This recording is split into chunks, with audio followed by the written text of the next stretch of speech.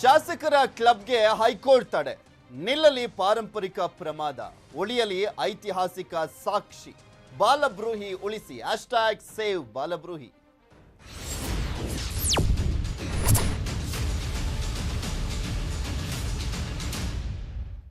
ಬಾಲಬ್ರೂಹಿ ಅತಿಥಿ ಗೃಹ ಉಳಿಸಿ ಅಂತ ಒಂದು ದೊಡ್ಡ ಅಭಿಯಾನವನ್ನ ನ್ಯೂಸ್ 18 ಕನ್ನಡ ಕೈಗೆತ್ತಿಕೊಂಡಿತ್ತು. ನ್ಯೂಸ್ 18 ಕನ್ನಡದ ಅಭಿಯಾನಕ್ಕೆ ಹೈಕೋರ್ಟ್ ಬಲ ಬಂದಂತಾಗಿದೆ. ಈಗ ಕಾನ್ಸ್ಟಿಟ್ಯೂಷನ್ ಕ್ಲಬ್ ಅನ್ನ ನಿರ್ಮಾಣ ಮಾಡಲಿಕ್ಕೆ ಬಾಲಬ್ರೂಹಿಯಲ್ಲಿ ಆ ಒಂದು ಕಟ್ಟಡ ಏನಿದೆ ಅಲ್ಲಿ ಕಾನ್ಸ್ಟಿಟ್ಯೂಷನ್ ಕ್ಲಬ್ ಅನ್ನ ನಿರ್ಮಾಣ ಮಾಡಲಿಕ್ಕೆ ಮುಂದಾಗಿತ್ತು ರಾಜ್ಯ ಸರ್ಕಾರ.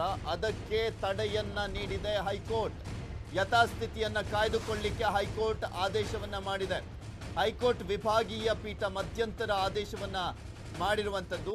PIL ವಿಚಾರಣೆ ಮಾಡಿ, ಸಾರ್ವಜನಿಕ ಹಿತಾಸಕ್ತಿ ಅರ್ಜಿಯನ್ನ ವಿಚಾರಣೆ ಮಾಡಿ ಮಧ್ಯಂತರ ಆದೇಶವನ್ನ ಹೊರಡಿಸಿದೆ.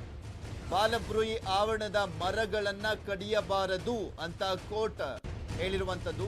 ಅನುಮತಿ ಇಲ್ಲದೆ ಮರವನ್ನ ಕಡಿಯುವಂತಿಲ್ಲ ಅಂತ ಬಾಲಬ್ರೂಹಿ ಆವರಣದ ಮರಗಳ ಸರ್ವೆಯನ್ನ ನಡೆಸಬೇಕು ಅಂತಲೂ ಕೂಡ ಆದೇಶದಲ್ಲಿ ಉಲ್ಲೇಖ ಆಗಿದೆ.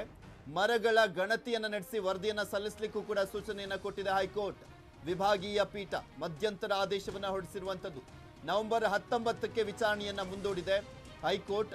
ನ್ಯೂಸ್ 18 ಕನ್ನಡ ದೊಡ್ಡ ಅಭಿಯಾನವನ್ನ ಮಾಡಿತ್ತು. ಬಾಲಬ್ರೂಹಿಯನ್ನ ಉಳಿಸಿ, ಪಾರಂಪರಿಕ ಕಟ್ಟಡ ಇಲ್ಲೇ ಯಾಕೆ ಮಾಡಕ್ ಹೊರಟಿದ್ದೀರಾ, ಕಾನ್ಸ್ಟಿಟ್ಯೂಷನ್ ಕ್ಲಬ್ ಬೇರೆ ಎಲ್ಲೂ ಜಾಗನೇ ಇಲ್ವಾ ನಿಮ್ಗೆ ಅಂತ ಪ್ರಶ್ನೆಯನ್ನ ಮಾಡಿದ್ವಿ ನಾವು ರಾಜ್ಯ ಸರ್ಕಾರವನ್ನ.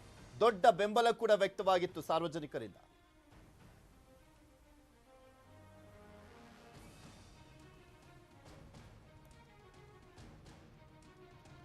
ಇದೇ ವಿಚಾರಕ್ಕೆ ಸಂಬಂಧಪಟ್ಟಂತೆ ಸಾಮಾಜಿಕ ಕಾರ್ಯಕರ್ತ ಸಾಯಿ ದತ್ತ ಅವರು ಕೂಡ ಮಾತನಾಡಿದ್ದಾರೆ. ಏನ್ ಹೇಳಿದ್ದಾರೆ ಕೇಳೋಣ. ಶಾಸಕರ ಕ್ಲಬ್ಗೆ ಸಂವಿಧಾನಾತ್ಮಕ ಹೆಸರಿಡ್ಲಿಕ್ಕೆ ಹೊರಟಿರ್ತಕ್ಕಂಥದ್ದು. ಆಮೇಲೆ ಶಾಸಕರಿಗೆ ಈಗಾಗಲೇ ಶಾಸಕರ ಭವನ ಕೂಡ ಇರತಕ್ಕಂಥದ್ದು. ಇವೆಲ್ಲ ಇದ್ದಾಗಲೂ ಕೂಡ ಹೊಸದಾಗಿ ಸರ್ಕಾರಿ ಜಾಗದಲ್ಲಿ ಕ್ಲಬ್ಗಳನ್ನು ಮಾಡಿರ್ತಕ್ಕಂಥದ್ದು ನಿಜವಾಗಿ ಕೂಡ ದುರಾದೃಷ್ಟಕರ. ಎಲ್ಲ ಒಂದು ರೀತಿಯಲ್ಲಿ ಸಂಸ್ಕೃತಿ ಎಲ್ಲ ನೆಲೆಯಲ್ಲಿ ಕೂಡ ಅಧಿಕಾರಕ್ಕೆ ಬಂದಂತಹ ಸರ್ಕಾರ ನಗರದ ಹೃದಯ ಭಾಗದಲ್ಲೇ ಕ್ಲಬ್ ಅನ್ನ ಮಾಡಲಿಕ್ಕೆ ಹೊರಟಿರ್ತಕ್ಕಂಥದ್ದು ನಿಜಕ್ಕೂ ಕೂಡ ದುರದೃಷ್ಟಕರ. ಮನೋರಂಜನೆ ಅಗತ್ಯ ಇದ್ದಲ್ಲಿ ಬೇರೆ ಹಾದಿಯನ್ನು ಹಿಡಬೇಕು. ಈ ಪುರಾತತ್ವ ಕಟ್ಟಡದಲ್ಲಿ ಖಂಡಿತವಾಗಿಯೂ ಇದರ ನಿರ್ಮಾಣ ಮಾಡಬಾರದು ಅಂತ ನನ್ನ ಅಭಿಪ್ರಾಯ ಇದೆ.